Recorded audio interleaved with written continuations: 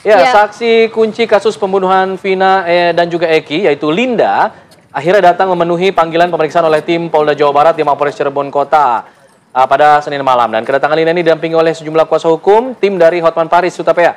Saksi kunci Linda ini merupakan sahabat main dari almarhumah Vina dan ia memenuhi panggilan pemeriksaan oleh tim penyelidik di Reskrim Polda Jawa Barat. Kedatangan Linda ini didampingi juga oleh tim kuasa hukum dan ini dilakukan untuk mencari lagi menggali informasi setelah adanya rilis DPO. Rilis tersangka maksud kami terkait hal ini yaitu adalah Peggy Setiawan yang akhirnya ditetapkan sebagai tersangka tunggal, DPO tunggal dalam hal ini dalam pembunuhan kasus Vina dan juga Eki. Kan dari film kalian bisa menggiring opini seperti itu kan. Jadi dia nggak tahu sama. Tapi secara keseluruhan dari 8 terpidana sekaligus Peggy kenal nggak secara pribadi? Enggak. Nggak kenal sama sekali. Saat kejadian lagi di mana, Mbak Linda? Ada di rumah. Kebetulan ada di rumah. Terakhir kontak dengan almarhum Vina sebelum kejadian berapa hari, Mbak? Sudah lama. Ada sebulan? Sebelum kejadian. Sudah lama banget. Lebih dari 6 bulan mungkin. Berapa? Udah lama. Udah lebih dari 6 bulan karena si Linda udah putus sama anak ekstisi, jadi udah nggak pernah ketemu lagi gitu. Gitu. Mbak Linda pernah nanya ke Vina, Vina pernah curhat nggak terkait asmara atau apa gitu? Enggak, karena itulah kita tuh hubungannya tidak sedekat yang difilmkan loh gitu. Cuma teman biasa aja. Teman tongkrongan doang. Iya, teman tongkrongan. Pemirsa, di tengah kisruh penetapan tersangka baru kasus kematian Vina dan Eki, publik ini tiba-tiba dikejutkan dengan kehadiran Linda, yaitu teman almarhum Vina yang kembali kesurupan. Kejadian ini menjadi sorotan publik setelah pengacara kondang Hotman Paris ini mengunggah video Linda yang sedang kesurupan di akun Instagram miliknya. Video tersebut terlihat Linda sedang mengenakan baju dan juga celana merah muda serta berkerudung hitam menangis terseduh-seduh. Dalam unggahan Hotman Paris pada 27 Mei 2024 tertuliskan 2 hari lalu Linda kesurupan lagi. Linda merupakan sahabat sekaligus saksi kunci dalam pembunuhan Vina di Cirebon pada tahun 2016 silam. Saat itu kesaksian Linda terhadap kasus pembunuhan Vina berupa kesurupan. Ya, untuk mengetahui seperti apa sebenarnya sosok Linda ini, kita akan coba menghubungi rekan kami ada Kristanti Yosefa yang saat ini sudah berada di kediaman dari Linda di Cirebon, Jawa Barat untuk mengetahui mengenai kondisi Linda mungkin saat ini. Tanti, ada informasi mengenai sosok dari Linda ini apa memang bagaimana kemudian keterangan dari pihak keluarga?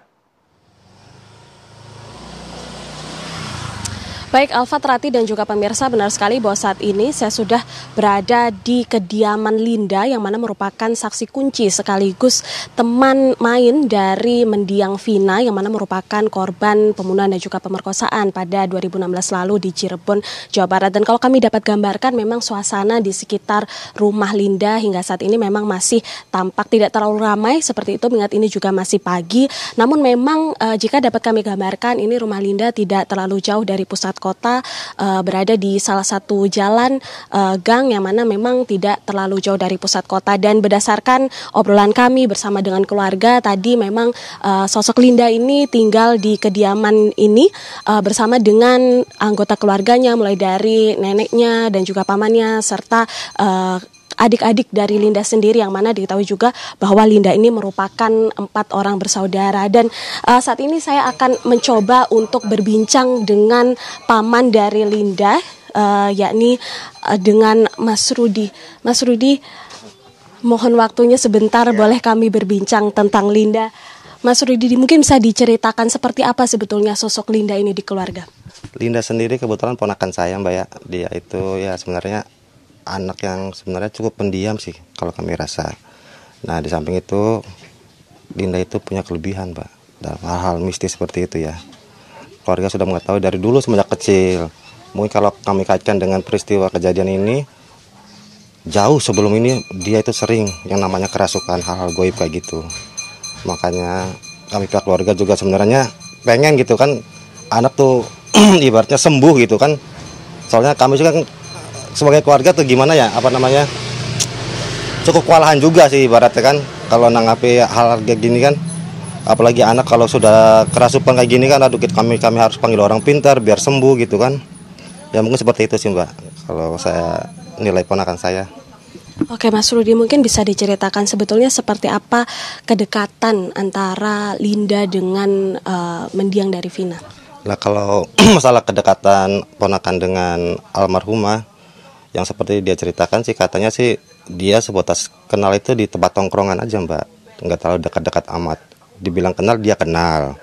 Ya mungkin karena emang dulu waktu beliau suka nongkrong-nongkrong di suatu komunitas itu kan ibaratnya setiap nongkrong itu biasanya kan ketemu, say hello seperti apa lah, mungkin ngobrol-ngobrol ringan sih ada. Cuma sering saya tanyakan juga, kamu kedekatannya seperti apa? Yang nggak terlalu dekat banget Om, ya kenal emang kenal, tidak bisa memungkiri mereka kenal satu sama lain.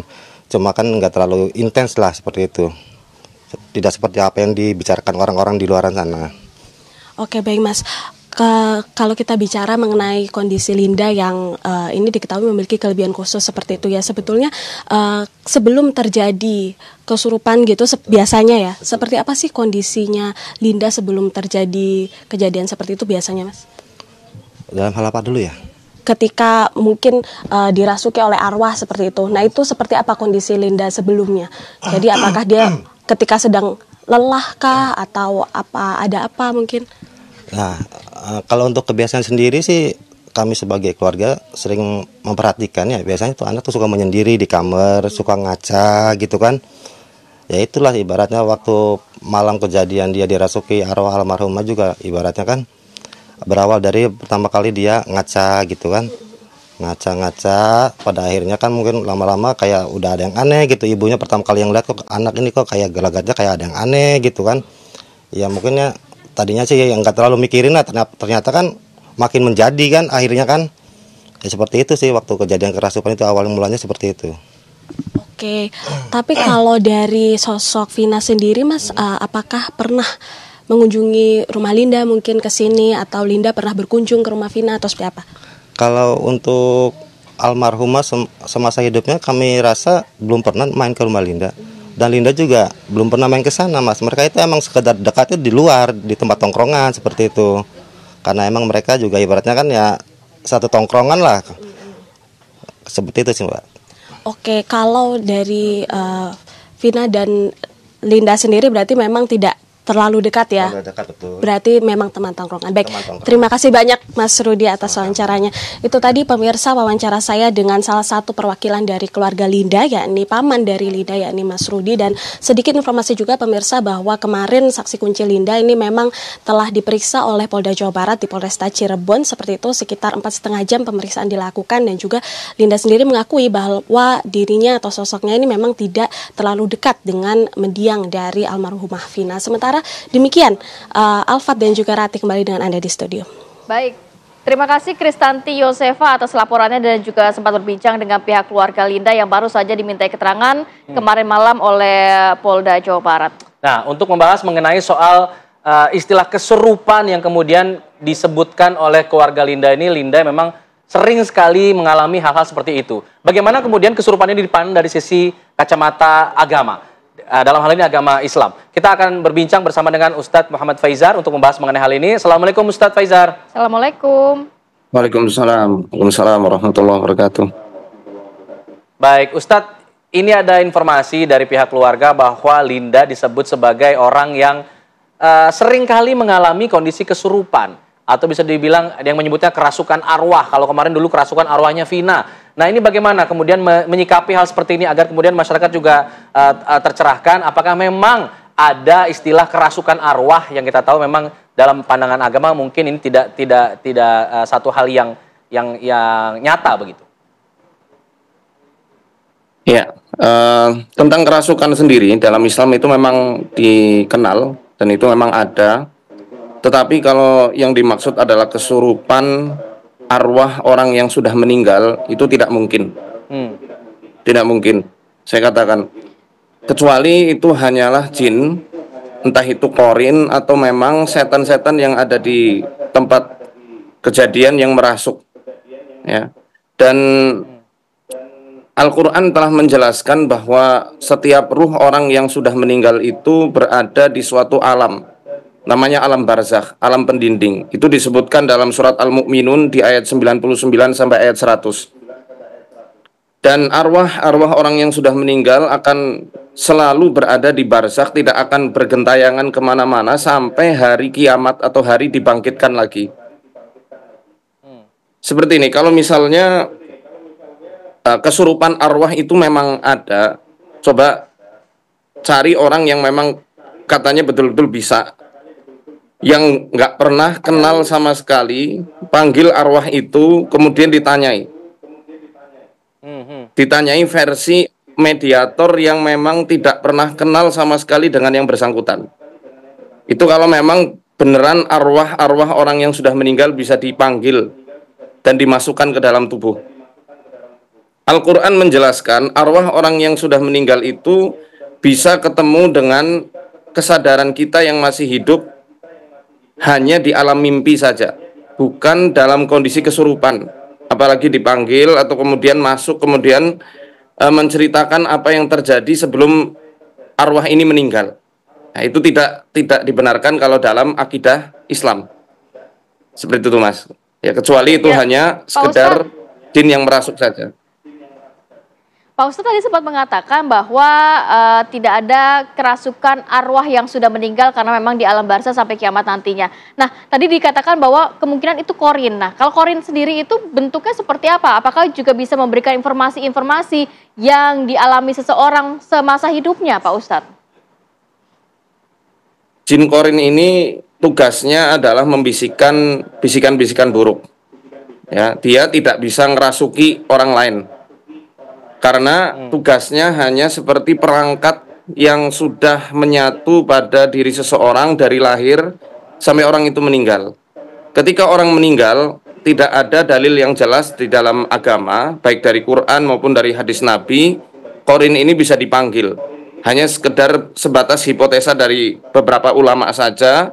Setelah orang meninggal, korinnya akan bergentayangan lagi, korinnya akan kembali kepada koloninya bersama iblis, dan dia bisa membuat fitnah-fitnah di kalangan manusia.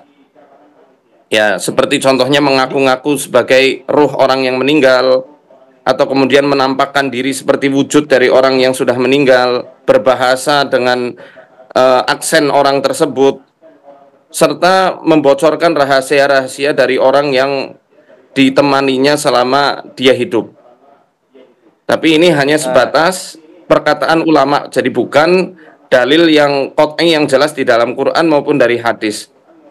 Yang jelas, kalau dari pemahaman akidah Islamiyah, korin ini tugasnya hanya sebatas membumbui perkara kemaksiatan untuk kemudian kita selaku manusia tertarik untuk melakukannya. Seperti itu. Tapi merasukinya itu bisa? Nah, perkara bisa atau enggak, ini enggak ada yang memvalidasi dari hadis Nabi.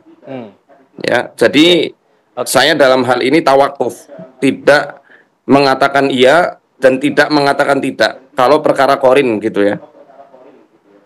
Pak Ustadz, apa hukumnya dalam Islam mungkin pihak-pihak begitu, ini kan karena video kesurupan sudah beredar di media sosial, mungkin banyak masyarakat yang meyakini. Apa hukumnya dalam Islam apabila kita mempercayai mengenai hal-hal itu, Pak? Tapi tahan dulu ya, Pak, nanti kita akan sambung lagi di segmen berikutnya, tetap bersama kami di Apa Kabar Indonesia Pagi.